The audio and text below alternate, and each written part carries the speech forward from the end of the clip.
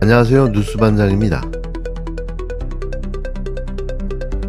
27일 눈물 없이 볼 수 있는 어설픈 연극이 막을 올렸는데요. 특검 출범을 앞두고 병원에 잠시 들어갔던 김건희가 퇴원하는 날 휠체어에 앉아 등장하는 꼴불견을 연출했습니다. 이 장면 어디서 많이 본 듯 익숙하지 않습니까? 대기업 총수들이 검찰 출석 직전마다 휠체어 타고 나오는 억지심파극의 완벽한 복사판인데요. 불과 며칠 전만 해도 멀쩡한 두 다리로 잘만 걸어다녔던 김건희가 갑자기 휠체어에 앉아 나타난 겁니다. 이건 흡사 급성 간염으로 병력을 면제받았다는 주진우 사례를 떠올리게 하는데요. 급성 간염이 3개월 만에 만성 간염이 되는 기적의 재현인 거죠. 더 기가 막힌 건 윤석열이 직접 휠체어를 미는 장면까지 연출됐다는 사실인데요. 마치 영화 사부곡이라도 찍는 듯한 장면이었습니다. 국민들 눈에 눈물 한 방울이라도 나오길 바랐던 모양인데 저는 아무리 봐도 콧물 한 방울도 나오지 않았는데요. 그건 단일의 진정성도 느낄 수 없었기 때문입니다. 서울 아산병원 1층에서 펼쳐진 이 장면은 말 그대로 특검 출석용 코스프레였는데요. 노란 옷에 안경과 마스크까지 챙긴 모습은 언론 카메라를 정확히 겨냥한 복장이었습니다. 휠체어에 앉은 김건희를 윤석열이 밀고 대기 중이던 승합차에 태워 떠나는 장면까지 모든 게 철저히 계산된 각본이었는데요. 입원 이유는 우울증 등이라고 밝혔는데 우울증으로 입원했던 사람이 퇴원하면서 휠체어를 타고 등장하는 완벽한 우울증을 보여준 겁니다. 앞으로 모든 우울증 환자들은 휠체어를 타고 다녀야 할 판인데요. 대체 이게 뭡니까? 김건희 측은 특검 출석 요청이 오면 일시 장소를 협의해 응하겠다고 밝혔는데요. 그러면서 법에 따른 정당한 소환이라는 단서를 달았습니다. 또다시 조건을 붙이며 시간을 끌기 위한 전형적인 수순이 시작된 건데요. 과거 검찰 수사 때처럼 건강 문제를 핑계로 출석을 미루고 조사를 지연시키려는 수법이 되풀이될 가능성이 큽니다. 게다가 김건희는 건강이 회복되지 않아 당분간 자택에서 치료를 이어갈 계획이라고 밝혔는데요. 특검 출석에 응하겠다는 말은 했지만 실제로는 철저한 버티기 모드에 돌입한 상황입니다. 도이치모터스 주가 조작, 명태균 게이트, 공천 개입 의혹 등 중대한 국정농단 수사가 눈앞에 다가오자 등장한 이 갑작스러운 연출이 그 증거인데요. 현재 김건희 측은 변호인단을 보강하며 방어 준비에 돌입했다고 전해졌습니다. 특검 조사보다 언론 노출을 먼저 계산하고 휠체어 심파를 사전에 배치하는 모습에서 진실을 밝히겠다는 의지는 전혀 느껴지지 않는데요. 휠체어 코스프레 따위로 여론을 돌리려는 시도는 더 이상 통하지 않습니다. 윤석열 부부가 연출한 이 어설픈 장면 하나하나가 오히려 국민 분노에 기름을 붓고 있다는 걸 뼈저리게 자각해야 하는데요. 쇼는 끝났습니다. 이제부터는 진짜 수사만이 시작돼야 합니다. 민주당식 협치 파괴, 선출 강행 중단하라! 묻지마식 의회 복주, 국민들은 분노한다! 내란당의 몸부림이 애잔합니다. 국회 소수야당으로 전락한 국힘당의 발악이 목불인견인데요. 이런다고 달라지는 건 아무것도 없습니다. 다시 한번 국힘당의 못볼 꼴을 전 국민에게 보여주고 말았는데요. 국회 입구 계단에 모인 국힘당 의원들이 또 국민 파리를 하며 아무 말 대잔치를 시작했습니다. 분노한다, 분노한다, 분노한다. 참으로 코미디 같은 장면인데요. 정작 분노한 건 국민이 아니라 자신들인 거죠. 오히려 많은 국민들은 이 순간 아주 많이 기뻐했는데요. 드디어 국힘당의 발목 잡기가 끝나고 개혁 입법이 봉회도에 오를 수 있게 됐기 때문입니다. 국회는 27일 본회의를 열어 민주당 주도로 공석이던 4개 상임위원장을 선출했는데요. 예결위원장의 한병도, 법사위원장의 이춘석, 문체위원장의 김교흥, 운영위원장의 김병기 의원이 각각 임명되면서 원구성은 마침내 마무리됐습니다. 그러면 먼저 국회 운영위원장 보궐선거에 대한 투표 결과를 말씀드리겠습니다. 총 투표수 171표 중 164표를 얻은 김병기 의원이 국회 운영위원장에 당선되었음을 선포합니다. 법제사법위원장 보궐선거에 대한 투표 결과를 말씀드리겠습니다. 총 투표수 171표 중 166표를 얻은 이춘석 의원이 법제사법위원장에 당선되었음을 선포합니다. 문화체육관광위원장 보궐선거에 대한 투표 결과를 말씀드리겠습니다.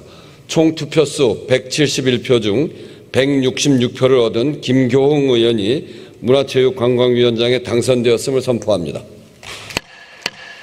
예산결산특별위원회 위원장 선거에 대한 투표 결과를 말씀드리겠습니다. 총 투표수 171표 중 166표를 얻은 한병도 의원이 예산결산특별위원회 위원장에 당선되었음을 선포합니다. 네 분 축하합니다. 그런데 국힘당은 끝까지 생떼를 부리며 회의장을 박차고 나갔는데요. 이유는 간단합니다. 법사위원장 자리를 못 받았기 때문인 거죠. 아니, 누가 준다고 했었나요? 떡줄 사람은 생각도 안 하는데 자기 혼자 자가발전하며 분주했는데요. 국힘당은 국회 회의장까지 들어왔다가 피켓 하나 붙여놓고 쇼하듯 퇴장했는데 이건 정치가 아니라 연극이었습니다. 민생을 챙겨야 할 국회에서 끝까지 자리를 지키며 싸워야 할 의원들이 우리 자리 앉아서 못해먹겠다며 투정이나 부리고 퇴장하는 모습은 참으로 유치하고 한심한 작태인데요. 도대체 이들이 무슨 자격으로 국민을 운운하는지 묻지 않을 수 없습니다. 민주당은 추경안과 민생법안을 처리하기 위해 예결위와 법사위를 책임있게 운영하겠다고 밝혔는데요.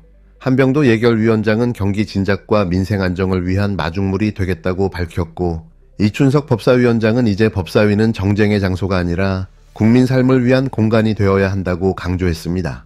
이게 바로 진짜 국회의 역할인 거죠. 운영위원장으로서 주권자인 국민을 받드는 국회, 더 나은 국민의 삶을 만드는 국회를 만들어가겠습니다. 국민의 먹고 사는 문제를 해결하는 것이 정치의 본질입니다. 우리 경제가 절박한 상황에 처해 있고 국민의 삶은 위협을 받고 있습니다. 이런 엄중한 시기에 국회는 일하는 국회로서 민생경제 회복, 내란 종식, 국민 통합을 위해 한마음 한뜻으로 협력해야 합니다. 하루속히 국회를 정상 가동하는 것이 국민에 대한 예의이자 우리의 책무입니다. 흔들림 없이 맡은 바 소임을 충직하게 수행하겠습니다. 지금 대한민국의 국회 법제사법위원회는 여야 정쟁의 최전선에 서 있습니다. 저는 법사위가 싸우는 게 맞다고 생각합니다. 근데 이제는 정쟁을 위해서 싸우는 것이 아니라 어렵고 힘든 국민들의 민생을, 삶을 위해서 정책적 대안으로 싸우는 그런 정쟁의 장이 되었으면 좋겠다는 생각이 듭니다. 국회 말고 우리 대법원에 가면 정의의 여신상이 서 있습니다. 서구의 정의의 여신상은 다 눈에 안대를 가리고 있습니다. 그런데 우리 대법원에 서 있는 여신상은 앞을 똑바로 쳐다보고 있습니다.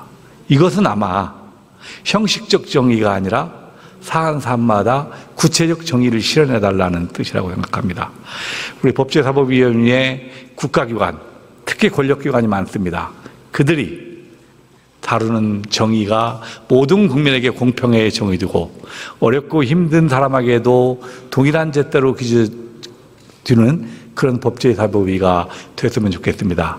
우리 현명하신 법제사법위원님들이 많이 계시니까 그분들과 힘을 합해서 중지를 모아서 우리 법제사법위원회가 어렵고 힘든 국민의 삶을 보장하고 보호하는 법을 만들고 정책을 피우는 상임위로 변화할 수 있도록 최선을 다하겠다는 말씀을 드립니다. 우리 대한민국은 국방과 경제성장으로 이미 선진국 반열에 올라섰습니다. 여기에 쟁쟁한 선진국들 사이에서 경쟁력을 갖추기 위한 힘은 문화에 있다고 생각합니다. K-팝으로 시작한 한류가 K-드라마, K-푸드, K-관광 등 사회 전 분야로 확산되고 있습니다.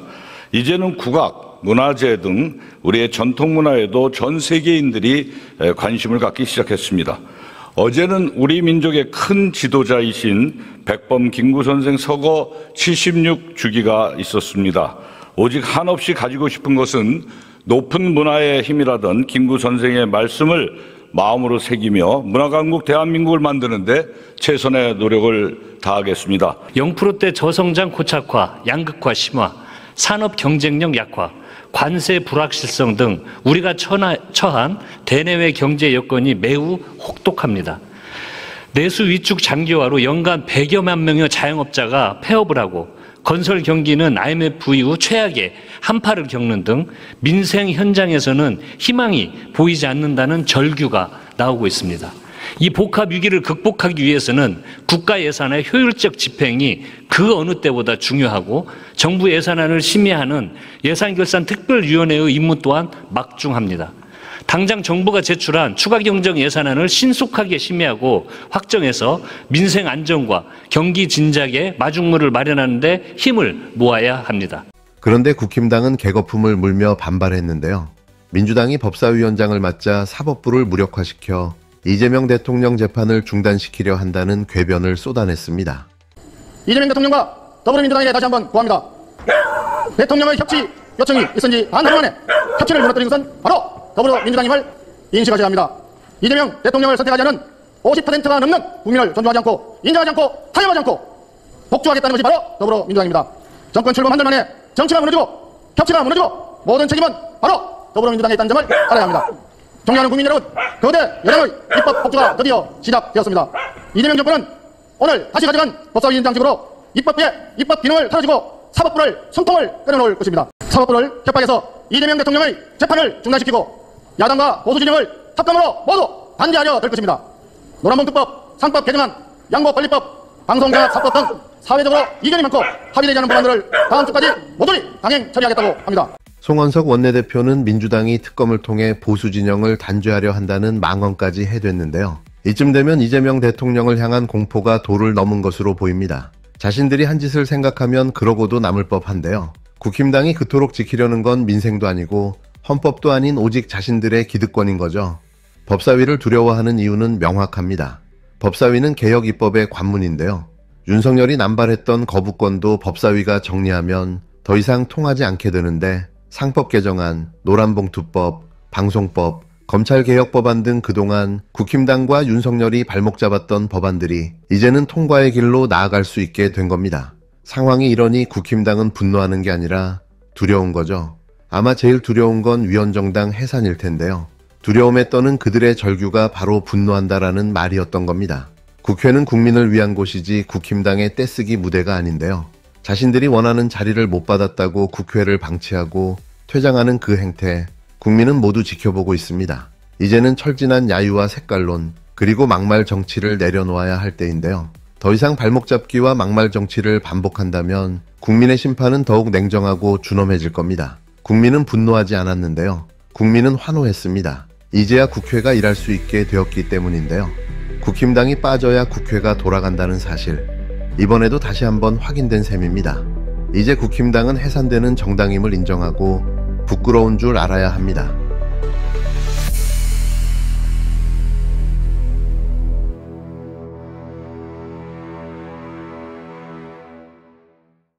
안녕하세요. 오늘 여러분과 함께 좀 깊이 들여다볼 자료는요.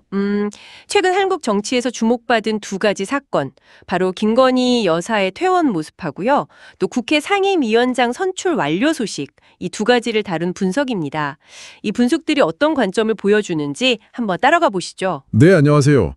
이 자료들은 단순히 그 사건 표면만 보는 게 아니라 그 뒤에 숨어있는 어떤 정치적인 맥락, 또 해석, 이런 데 좀 더 초점을 맞추고 있습니다. 이 분석이 제시하는 논리나 근거가 뭔지 같이 한번 살펴보면 좋겠습니다. 좋습니다. 그럼 먼저 그 6월 27일이었죠. 김건희 서울 아산병원에서 퇴원하는 그 장면부터 한번 짚어볼까요? 네네. 우울증 뭐 이런 이유로 입원했다고 알려졌었는데 퇴원할 때 보니까 휠체어를 타고 나왔어요. 그리고 윤석열 직접 미는 모습이었고요. 맞아요. 이 분석 자료에서는요, 이 장면을 두고 특검 출석을 앞두고 있지 않습니까? 그러니까 약간 동정 여론 같은 걸 좀 만들려는 상당히 좀 계산된 연출일 수 있다. 이런 시각을 좀 강하게 보여주고 있습니다. 연출이라는 시각이요? 네. 뭐 예전에 기업 총수들이 검찰 나가기 전에 휠체어 이용했던 그런 사례들하고 좀 비슷하다. 이런 지적도 나오는 거죠. 하긴 뭐 며칠 전까지는 건강하게 활동하는 모습들이 보였었는데 갑자기 휠체어니까 진정성에 대한 의문이 제기될 수도 있겠네요. 네, 그렇죠. 그런 부분에서 이제 진정상 논란이 있다는 겁니다. 수사 측에서는 뭐 정당한 소환이면 협의하겠다 이런 입장이긴 한데 그러면서도 건강 회복을 이유로 일단 자택 치료를 한다고 했거든요. 이 분석은 이 부분은 또 어떻게 보고 있나요? 분석에서는요, 이게 과거 다른 수사 때처럼 혹시 건강 문제를 이유로 해서 조사를 좀 지연시키려는 의도가 있는 거 아니냐, 이렇게 해석을 하고 있어요. 아, 특히 이제 도이치모터스 주가 조작 의혹이라든지 여러 조사를 앞둔 시점이니까 더 그렇게 볼 수 있다는 거죠. 시기적으로 좀 민감하긴 하네요. 네. 그리고 뭐 변호인단도 보강하고 이런 움직임들하고 맞물려서 볼 때 진실규명 의지보다는 약간 여론전에 좀 더 무게를 두는 듯한 모습 아니냐. 이런 비판적인 시각을 이 자료가 보여주고 있습니다. 그래서 쇼는 끝났다. 이제 진짜 수사가 시작돼야 한다는 좀 날선 표현으로 분석이 마무리되더라고요. 그렇군요. 정치권에 또 다른 중요한 일이 있었죠. 바로 국회 원구성이 마무리된 건데요. 네, 맞습니다. 민주당 주도로 그동안 비어있던 4개 상임위, 그러니까 예결위, 법사위, 문체위, 운영위 위원장이 선출됐어요. 네, 한병도 의원 예결, 이춘석 의원 법사, 김교흥 의원 문체, 김병기 의원 운영 이렇게 선출이 됐고 뭐 신임 위원장들은 각오도 밝혔고요. 특히 그 법사위 같은 경우는 주요 법안들의 최종 관문 역할을 하다 보니까 여야 모두에게 아주 핵심적인 상임이잖아요. 그렇죠. 가장 중요한 상임위 중 하나죠. 그런데 이제 국민의힘은 이 법사위원장 자리를 결국 확보하지 못했잖아요. 여기에 강하게 반발하면서 본회의장에서 퇴장하고 막 항의 시위도 벌였어요. 뭐 민주당식 의회 독주 중단하라, 국민은 분노한다 이런 구호도 외쳤고요. 국민의힘의 송원석 원내수석부 대표는 민주당이 법사위를 이용해서 뭐 이재명 대표 재판에 영향을 미치려 한다. 심지어는 보수 진영 탄압 의도까지 있다. 이렇게 주장을 했던데요. 그런데 이 분석 자료는 좀 다른 해석을 내놓는 것 같아요. 네, 그렇습니다. 이 분석은 국민의힘이 분노를 외치지만 그 이면에는 사실 두려움이 더 큰 거 아니냐 이렇게 지적을 해요. 아, 두려움이요? 어떤 두려움이죠? 그러니까 그 법사위가 결국 상법 개정안, 뭐 노란봉투법, 방송법, 또 검찰개혁 관련 법안들 이런 주요 개혁 입법들의 관문이잖아요. 네네. 근데 이게 지난 정부에서 윤석열 대통령 거부권 행사로 막혔던 법안들이 많거든요. 이제 그 법안들이 통과될 가능성이 열렸다는 거죠. 여기에 대한 두려움이 크다 이렇게 해석하는 겁니다.